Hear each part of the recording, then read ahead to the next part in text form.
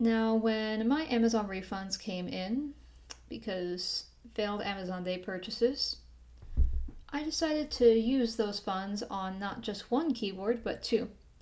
Now, the first I already reviewed, that's the Elecfox, and that one was a request from the clock app. And then this was my purchase that I wanted to make, which is the Elecfox Inky75 in Very Raspberry. It comes with a dust cover to prevent your keyboard from getting dirty. It's a 75% aluminum mechanical keyboard with a very lovely mirrored backplate. The case actually has glitter in the spray coating, which is, in my opinion, a nice touch because I like shiny things. And it's a triple mode mechanical keyboard. You're going to find the switch to go from wired to wireless. Well, not necessarily, just the on and off switch.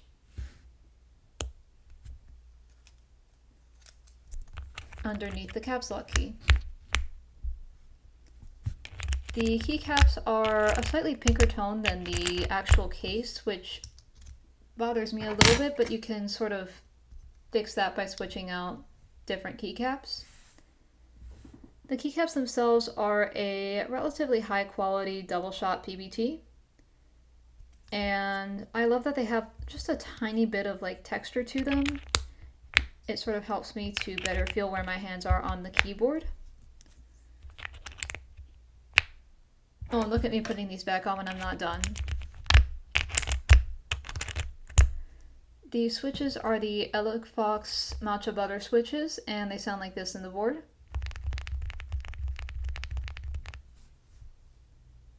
And then, where in the name of here? Here's my switch puller. I'm going to take one out so we can get a close-up of it from all sides. And hear how it sounds out of the board.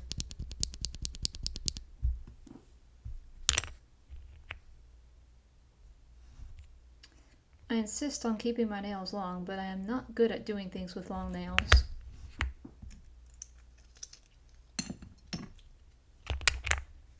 And as you saw before, while I'm putting these back on, the plate is polycarbonate and it has flex cuts. Now, I know a lot of people don't like flex cuts, and honestly I find them to be a minor inconvenience because your switch puller can get caught in them when you're swapping out switches. But that really should not be a make or break when you're picking which keyboard to get, because most of your like reasonably priced aluminum keyboards are going to have flex cuts in the plate.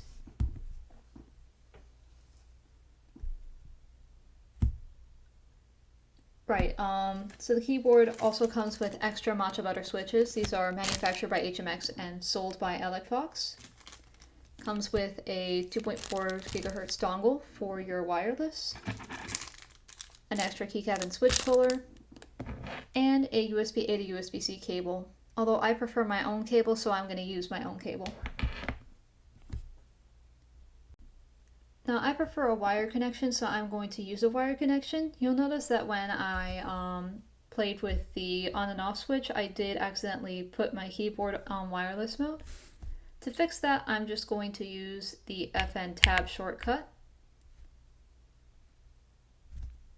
And now I'm in wired mode.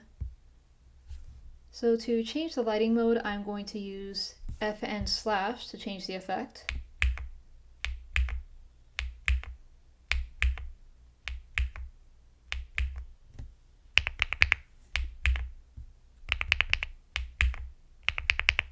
And so on. I'm going to cup here. Then to change the color of the RGB lighting, I am going to use FN enter. And so on. There's like an unbelievable range of colors after this point, so I'm not going to show them all. Like seriously, if I had kept on recording the FN enter shortcut, I don't think you would have been able to tell that the color was changing until much later, because there's just so many colors that are so close to each other after that sort of like yellow area.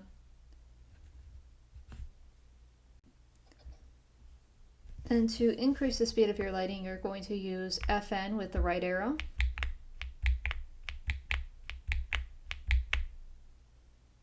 As you can see, it can get pretty fast. Then to slow it down, you're going to use FN with the left arrow.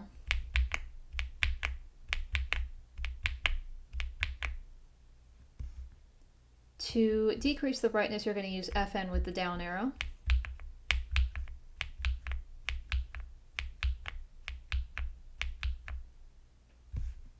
And then to increase it, you're going to use FN with the up arrow.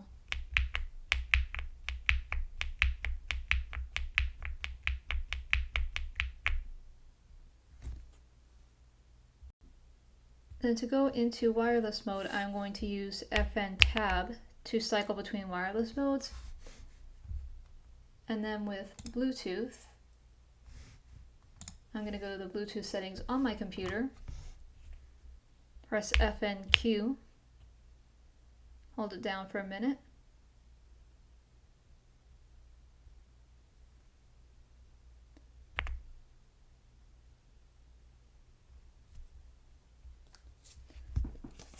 Or maybe the shortcut is different from my SK71.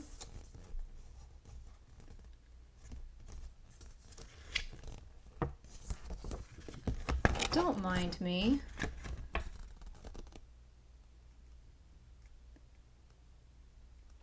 Well, that's because I'm supposed to be pressing the F keys.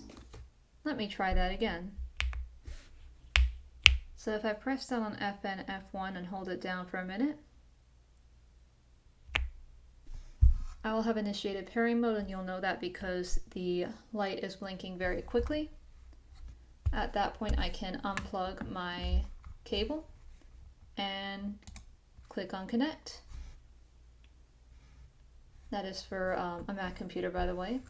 I can use my setup assistant then to make sure that my keyboard is usable with my Mac. And then I'm not going to demonstrate the 2.4 connection because I have a desktop computer, and actually plugging in the dongle would mean actually having to get up, turn my computer around, and then turn it back into the direction facing me. So instead, I'm just going to basically read off of the instructions here in the manual. So the first thing you're going to do is you're going to take off your caps lock key and switch your battery switch to the on position, turn the keyboard on however you want to say that. Then you're going to plug the dongle into your device, computer, tablet, whatever it is you're using. Although I don't think many tablets have USB-A ports anymore. And then once your dongle is plugged in, you're going to use FN tab to switch to 2.4 gigahertz mode, where your F4 key will be blinking at first, and then once your connection is successful, the blinking will stop and F4 will be steadily lit. Now you're getting the treat today, which is that you're going to actually see me use Bluetooth on a video. So let's hear how it sounds.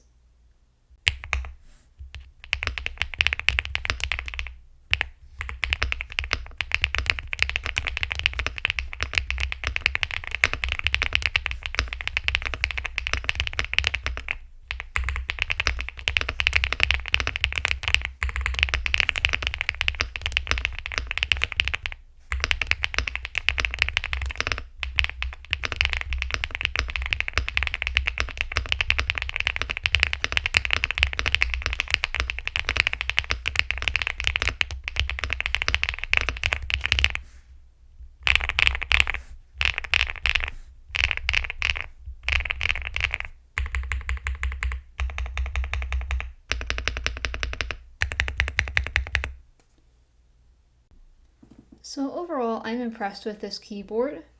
My only real genuine complaint about this keyboard is the presence of a flat cable, which is used to connect the PCB and the daughter board. I hate flat cables, and for that reason, I would never recommend opening this keyboard or trying to mod it. You don't really need to mod it. But with a flat cable, you definitely don't need to mod it because you'll find yourself working at very odd angles trying to plug it back in once you're done modding. Then, yeah, gasket performance is pretty decent. I'm sure the flex cuts help a bit. You know, it's a nice soft typing experience, so I really appreciate that. I love the sounds of these matcha butter linear switches. I don't know how I would describe it. It's sort of like a deep poppy sound. So it's sort of like a mix between like pop, cream, and thok. I adore it. Then, yeah, I really like this keyboard. It's beautiful. So, if you really want to focus on aesthetics, this is a very nice board. And then, again, it feels very premium, very hefty. Very, very nice for the price. And I would absolutely recommend buying this if you have between $70 and $100.